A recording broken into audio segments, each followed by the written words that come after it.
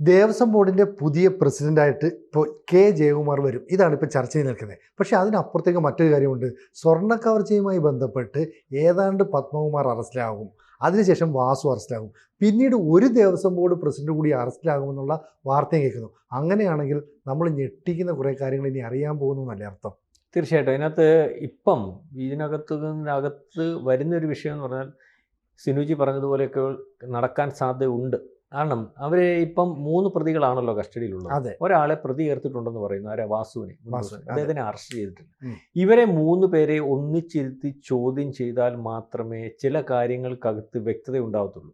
ഇവർക്ക് ചില കാര്യത്തിനകത്ത് വ്യക്തത ഉണ്ടായിട്ടുണ്ടെന്നാണ് പറയുന്നത്. അതിനകത്ത് പറയുന്ന കാര്യം വെളിയിലോട്ട് വരുന്ന കാര്യം ഒക്കെ എത്രത്തോളം ശരിയുണ്ടെന്ന് അറിയത്തില്ല. സ്വർണം കൊണ്ടുപോയി അത് ഉരുക്കി, അല്ലെങ്കിൽ അതിനകത്ത് ഇത്ര ഉണ്ടായിരുന്നു, അത്ര ഉണ്ടായിരുന്നു, അവിടെ അത്ര മേടിച്ചു, ഇവിടെ ഇത്ര മേടിച്ചു എന്നൊക്കെയുള്ള രീതിയിലുള്ള മൊഴിയാണ്. ആ മൊഴിയാണ് മാധ്യമങ്ങളിൽ കൂടി വെളി വരുന്നത്. പക്ഷേ ഇതിനകത്ത് വലിയ ദുരൂഹമായിട്ടൊരു സംഭവമുണ്ട്. കോടതി ഇടയ്ക്ക് വെച്ച് സംസാരിച്ച ഒരു കള്ളക്കടത്തുകാരൻ്റെ, നമ്മുടെ ഇന്ത്യൻ വംശജനായിട്ടുള്ള ഈ ഇതുപോലെ ഉള്ള വിഗ്രഹം, അന്താരാഷ്ട്ര റാക്കറ്റ് അല്ലേ, അതുപോലെ ആരെങ്കിലും ഉണ്ടോ, അയാളെ പോലെയുള്ള ആൾക്കാർ ഇതിനൊത്തു ഉണ്ടോ എന്ന് കോടതി അന്വേഷണ സംഘത്തോട് ചോദിച്ചതിനകത്ത് നിന്ന് നമ്മൾക്ക് മനസ്സിലാവുന്ന ഒരു കാര്യം എന്ന് പറഞ്ഞാൽ, അദ്ദേഹത്തിൻ്റെ പണി എന്ന് പറഞ്ഞാൽ ഇതുപോലെ വിഗ്രഹങ്ങൾ, അതുപോലുള്ള കാര്യങ്ങൾ ഇവിടുന്ന് ഇതുപോലെ മോഷ്ടിക്കപ്പെടുന്നതോ അല്ലെങ്കിൽ ഇതുപോലെ തരപ്പെടുത്തി കൊടുക്കുന്നതോ ആയിട്ടുള്ളത് കടൽ കടത്തി അവിടെ കൊണ്ടുവച്ചിട്ട് ഇതിൻ്റെ കോടാനുകൂടി രൂപയുടെ, അതായത് അതിൻ്റെ ഒരു കള്ളക്കടത്തുകാരൻ. ഇനി വലിയൊരു സാധ്യതയാണ്. അതായത് മോഹവിലയാണ്. ഇനി പണം കണ്ടമാനം ഉള്ളവരുണ്ട്, ഇന്ന സാധനം വേണം, ഇന്നതാണ് എൻ്റെ അടുത്ത് ഇരിക്കുന്നത്, ആ രീതിയിലേക്കുള്ള ഒരാളാണ്. അപ്പോൾ അതുപോലത്തെ ഉള്ള ഒരു കാര്യം എന്ന് പറഞ്ഞാൽ ഇതിനകത്ത് ഇതേ ഒരു വർത്തമാനം വരാനുള്ള കാര്യമെന്ന് പറഞ്ഞാൽ, വാതിൽപ്പാളി ആണ് സ്വർണം പൂശാൻ എടുത്തത്. ഈ പറഞ്ഞ ദ്വാരപാലക ശില്പത്തിന്റെ പാളികളുമാണ് അവിടുന്ന് എടുത്തിരിക്കുന്നത്. ഇത് ഒരു കാരണവശാലും അതിനപ്പുറം പുറത്തു കൊണ്ടുപോകരുത് എന്ന് പറഞ്ഞിരുന്ന സാധനം, അങ്ങനെ നിഷ്കർഷമുള്ള സാധനങ്ങളാണ്. അതിന് കോടതിയും പറഞ്ഞിട്ടുണ്ട്. അത്തരത്തിൽ കോടതി അവിടെ മേൽനോട്ടവും വഹിക്കുന്നുണ്ട്. കോടതിയുടെ ഉത്തരവാദിത്തപ്പെട്ട മേൽനോട്ടം വഹിക്കുന്നുണ്ട്. 2019 2021 ആണെങ്കിലും ഉണ്ടല്ലോ. അപ്പം ഈ സാധനം അവിടുന്ന് കൊണ്ടുപോയിരിക്കുന്നു. കൊണ്ടുപോയ വളരെ കൂടുതൽ സമയം ഈ സാധനം ഹോൾഡ് ചെയ്തിരിക്കുന്നു. ഇതിൻ്റെ പുറകിലൊരു അന്വേഷണവും വരുന്നില്ല. തിരിച്ചവിടെ കൊണ്ടുവന്ന് ഫിറ്റ് ചെയ്തിരിക്കുന്നു. അതിനകത്താണല്ലോ ആക്ഷേപം. ഇതിനകത്ത് കള്ളം നടന്നു, അല്ലെങ്കിൽ പറയുന്ന തൂക്കത്തിന് കുറവുണ്ട്. ഈ സാധനം ആണോ സിനുജി അവിടുന്ന് കൊണ്ടുപോയ സാധനം തന്നെയാണോ തിരിച്ചു വന്നിരിക്കുന്നത്? അതിനകത്ത് ഈ കൊണ്ടുപോയ സാധനം, ഇളക്കിയെടുത്ത സാധനം, അത് കട്ടളപ്പടി ആയാലും അല്ലെങ്കിൽ പൊതിഞ്ഞതായാലും ഈ ദ്വാരപാലക ശില്പത്തിൻ്റെ അവിടെ ഇരുന്ന സാധനമാണെങ്കിലും ആ സാധനം അതുപോലെ കൊണ്ടുപോയിട്ട് അതുപോലെ ഒരു സാധനം ഉണ്ടാക്കാൻ പറ്റും. മനസ്സിലാവുന്നുണ്ട്? വേറെ മെറ്റൽ സ്വർണം പൂശാനും പറ്റും. പക്ഷെ ഈ 2 സാധനം കൊണ്ടുപോയിട്ട് അതുപോലെ ഒരു സാധനം മേക്ക് ചെയ്ത് ഇവിടെ കൊണ്ട് ഫിറ്റ് ചെയ്താൽ തിരിച്ചറിയാൻ പറ്റുന്ന ഒരവസ്ഥ ഇല്ല. അതിന് വിദഗ്ധമായ പരിശോധന വേണം.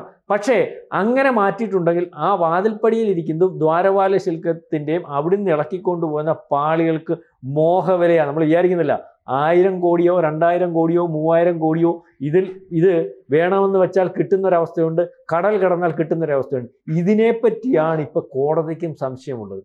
ഈ വിഷയത്തെ പറ്റിയുള്ള സംശയം അന്വേഷണ ഉദ്യോഗസ്ഥന്മാർക്കിടയിലുമുണ്ട്. അതവർ ഒതുക്കത്തിൽ ഉള്ളിൽ വെച്ചുകൊണ്ട് വെളിയിൽ പറയാതെ ഈ 3 പേരെയും ഇരുത്തി ഇവർ പോയതും ഈ പറയുന്ന പോറ്റി ഉൾപ്പെടെ ഉള്ളവന്റെ വിദേശയാത്രയും ഒക്കെ സെർച്ച് ചെയ്ത്, അല്ലെങ്കിൽ ഇവരുടെ വിദേശ ബന്ധങ്ങളും, ഇതിനകത്ത് തന്ത്രി ഉണ്ടോ, മേൽശാന്തി ഉണ്ടോ, അവർക്ക് 98 തൊട്ട് അറിയാവുന്ന ഈ സ്വർണ്ണപ്പാളി എന്തിന് ചെമ്പുപാളി എന്ന മഹസറിനകത്ത് ഒപ്പിട്ടു? അറിയാൻ വയ്യാത്ത ആളൊന്നും അല്ലല്ലോ. കൃത്യമായിട്ട് അറിയാവുന്ന, നമുക്കൊക്കെ ആയിരിക്കും ഒരുപക്ഷെ അറിയാൻ വയ്യാത്തത്, സംശയം വരുന്നത്, കൃത്യമായിട്ട് അറിയാം, അവരൊക്കെ ഒപ്പിട്ടു. അപ്പം ഇതിനകത്ത് ഒരു അങ്ങനത്തെ ഒരു ഗൂഢാലോചനയാണെങ്കിൽ, അങ്ങനത്തെ ഒരു കാര്യം നടന്നിട്ടുണ്ടെങ്കിൽ അതൊരു വലിയ റാക്കറ്റാണ് അതിൻ്റെ പുറകിലുള്ളത്.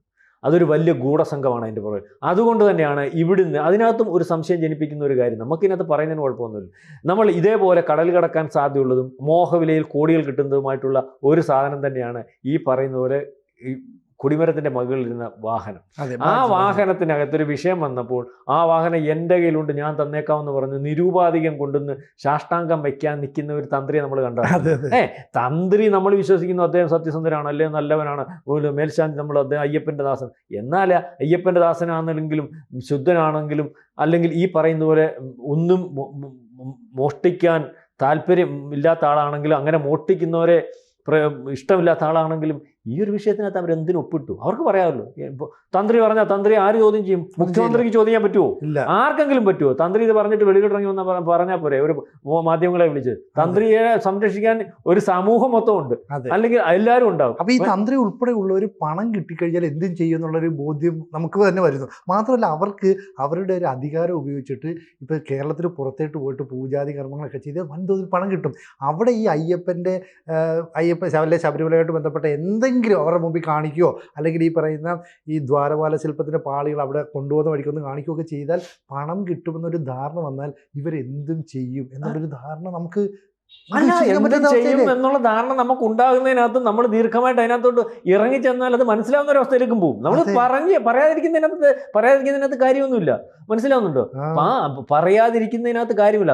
അതാണല്ലോ നമുക്ക് ഒരു സാധാരണ രീതിയിൽ ഓടിച്ച് പരിശോധിക്കുമ്പോൾ പോലും നമ്മൾ വിശ്വസിക്കുന്ന ഭഗവാന് വേണ്ടപ്പെട്ടവരെന്നും ഭഗവാന്റെ അച്ഛൻ്റെ സ്ഥാനത്ത് നിൽക്കുന്നവരെന്നും ഭഗവാനെ സേവിക്കുന്നവരെന്നും വിചാരിക്കുന്നവർ അവരൊരു സേവയും അവിടെ ചെയ്യുന്നില്ല. സാധാരണക്കാരൻ ചെയ്യുന്നത് പോലെ ഒരു ആത്മാർത്ഥമായിട്ട് ഒരു ശരണം വിളി പോലും നടത്തുന്നില്ല. അവിടുന്ന് കൊള്ളയടിക്കാൻ മാർഗം ഉണ്ടാക്കുന്നവരുടെ കൂടെ നിന്ന് കൊടുക്കുന്ന ഒരവസ്ഥ, അല്ലെങ്കിൽ കൊള്ളക്കാരുടെ കൂടെ നിൽക്കുന്ന ഒരവസ്ഥ. ഈ പറഞ്ഞതുപോലെ ഈ പറയുന്ന ആൾക്കാർക്കൊക്കെ വിദേശത്തെല്ലാം അമ്പലത്തിലെ ഇതേപോലെ താന്ത്രിക സ്ഥാനം ഉള്ളവരാ. അപ്പൊ അതുപോലെ ബന്ധങ്ങളും കാണും. ഈ ഉണ്ണികൃഷ്ണൻ പോറ്റിക്ക് യൂറോപ്യൻ രാജ്യങ്ങളും വിദേശ രാജ്യങ്ങളും ഒക്കെ ഈ സമയത്ത് പോകാൻ സാധിക്കുമെങ്കിൽ, അല്ലെങ്കിൽ എന്തിനു പോയി എന്ന് നമ്മൾ അന്വേഷിക്കുന്ന ഒരു അവസ്ഥ വരുമെങ്കിൽ ഇവർക്കൊക്കെ എത്രമേണ്ടി സ്വാധീനം കാണും. അപ്പോൾ ഇതിൻ്റെ പുറകിൽ ഒരു വലിയ റാക്കറ്റ് ഉണ്ട്. അതായത് ഇത് ശരിയായ രീതിയിലാണ് അന്വേഷണമെങ്കിൽ, ശരിയായ രീതിയിലാണ് അതിൻ്റെ ഈ കാര്യങ്ങളെന്നെങ്കിൽ നമ്മൾ വിചാരിക്കുന്നത് പോലെയല്ല. ഈ മൂവർ സംഘം ഒക്കെ അകത്തു പോവും. വാസുവും പോവും, ഈ പറയുന്ന പപ്പനും പോവും, ഈ പറഞ്ഞ പ്രശാന്തും പോകുന്ന ഒരവസ്ഥയിലേക്ക് വരും. മുഖം രക്ഷിക്കാനാണ് ഇപ്പം വലിയ കുഴപ്പമൊന്നുമില്ലാത്ത, അല്ലെങ്കിൽ ജനങ്ങൾക്കെല്ലാം ഇതിലൊക്കെ അയാൾ നല്ലവനാണ്, നല്ല മനുഷ്യനാണെന്ന് പറയുന്ന ഒരാളാണ് ദേവസ്വം ബോർഡ് പ്രസിഡന്റ് എന്ന് വരുന്നത് ജയകുമാർ. അതിനെ പറ്റി വലിയ ആക്ഷേപമൊന്നും നമ്മൾ കേട്ടിട്ടില്ല. സർക്കാരിന് മുഖം രക്ഷിക്കാൻ അങ്ങനെ ആൾ വേണം. അപ്പൊ അത് കൊണ്ടുവരുന്നു. കാരണം സർക്കാരിനും അറിയാം ഈ പറയുന്നത് പോലെ ചിലപ്പോൾ ഈ മുൻ ദേവസ്വം ബോർഡ് നമ്മൾ കഴിഞ്ഞ ദിവസം പറഞ്ഞ പോലെ പ്രശാന്തിനെ മാറ്റിയതുകൊണ്ടാണ്. പ്രശാന്തിനെ തന്നെ ഇരുത്താനാണ് നോക്കിയത്. ഞങ്ങൾക്ക് ഇതിനകത്ത് പങ്കൊന്നുമില്ല, പ്രശാന്ത് ശുദ്ധനാണ്, അല്ലെങ്കിൽ കുഴപ്പമാണ്. പ്രശാന്ത് അറസ്റ്റിലേക്ക് പോകുമോ എന്നൊരു സംശയം വെച്ചാണ് ഇപ്പൊ പ്രശാന്തിനെ മാറ്റി. ദേവസ്വം ബോർഡ് പ്രസിഡന്റ് അത്രയും ഒരു കുറവ് കിട്ടും. മനസ്സിലായില്ലേ? എഴുത്തിനകത്തും പറച്ചിലിനകത്തും അത്രയും ഒരു കുറവ് കിട്ടും. ഇദ്ദേഹം വരുന്നു. അപ്പൊ ഇതിനകത്ത് വലിയൊരു നീക്കമാണ് നടക്കുന്നത്. ഒരു പക്ഷേ കോടതി ആഗ്രഹിച്ചതുപോലെ ഗൂഢാലോചന വരുമ്പോൾ തന്ത്രിയും മന്ത്രിയും MP MLA ഒക്കെ ഏതായാലും ഈ 3 പേരുടെ കാര്യത്തിൽ ഒരു തീരുമാനം ആയി എന്നുള്ള രീതിയിലേക്ക് ഒരു വർത്തമാനം വരുന്നുണ്ട്. ഇദ്ദേഹത്തിൻ്റെ അറസ്റ്റ് വൈകിപ്പിക്കുന്നതും ഈ 3 പേരെ ഇരുത്തി, ഇവരുടെ 3 പേരുടെയും കസ്റ്റഡി ഒരുപോലെ കിട്ടി, 3 പേരെ ഇരുത്തി ചോദ്യം ചെയ്തു, 3ആയിട്ടിരുത്തി ചോദ്യം ചെയ്യും. എന്നിട്ട് ഈ 3 പേരെ ഒരുമിച്ചിരുത്തി ചോദ്യം ചെയ്യും. 3ആയിട്ടിരുത്തി ചോദ്യം ചെയ്ത് അതേ ചോദ്യങ്ങളൊക്കെ തന്നെയായിരിക്കും 3 പേരെ ഒരുമിച്ചിരുത്തുമ്പോൾ. അപ്പോൾ എന്നിട്ട് ഈ ചോദ്യങ്ങൾ മൊത്തം റെക്കോർഡിക്കലാണല്ലോ. ഇത് മൊത്തം എടുത്ത് വെച്ച് വായിക്കുമ്പോൾ തന്നെ ഇതിനകത്തു നിന്നുള്ള കാര്യങ്ങൾ കിട്ടും. സയന്റിഫിക് ആയിട്ട് ഭയങ്കര ഇതാണ് ചോദ്യം ചെയ്യുന്നത്. ഇവരറിയുന്നില്ലല്ലോ, ഇവർ ചോദ്യാവലി തയ്യാറാക്കിയാണ്. എന്നിട്ട് വീണ്ടും വീണ്ടും വീണ്ടും ചോദ്യങ്ങൾ തയ്യാറാക്കും. അപ്പോൾ ഇതിനകത്തു നിന്ന് ഈ ചോദ്യത്തിൻ്റെ ഉത്തരത്തിനകത്തു നിന്നും ഇവന്മാർ പറഞ്ഞ കള്ളവും വെളിയിൽ വരും, യഥാർത്ഥമുള്ള ആൻസറും വെളിയിൽ വരും. ആ രീതിയിലേക്കുള്ള ഒരു കാര്യമുണ്ട്. ഇപ്പം ഇതിനകത്ത് നിഗൂഢമായിട്ടിരിക്കുന്നത് ഇത് കടൽ കടന്നോ എവിടെയെങ്കിലും ഹോൾഡ് ചെയ്തിട്ടുണ്ടോ, പോയ സാധനം തന്നെയാണോ സ്വർണം പൂശി തിരിച്ചു വന്നിട്ടുള്ളത്, ഇതിനകത്തൊരു വ്യക്തതയില്ല. അല്ലെങ്കിൽ അല്ലാതിരിക്കാനാണ് സാധ്യത. അങ്ങനെയാണെങ്കിൽ ഇത് നമ്മൾ ഈ പറഞ്ഞതുപോലെ, കോടതി പറഞ്ഞതുപോലെ ഒരു വലിയ റാക്കറ്റ് തന്നെയാണ്, വലിയ കൊള്ളസംഘം തന്നെയാണ്. ഇതിനകത്ത് മാത്രമല്ല, കൂടുതൽ കാര്യങ്ങളിലേക്ക് ഇത് കടന്നു കയറിയിട്ടുണ്ടോ എന്ന് കൂടി പരിശോധിക്കേണ്ടതായിട്ടുള്ള ഒരു അവസ്ഥയിലേക്ക് വരും. കൂടുതൽ വാർത്തകളും വിശേഷങ്ങളും നിങ്ങളിലേക്ക് എത്താൻ ABC മലയാളം സബ്സ്ക്രൈബ് ചെയ്യുക, ബെൽ ബട്ടണും അമർത്തുക.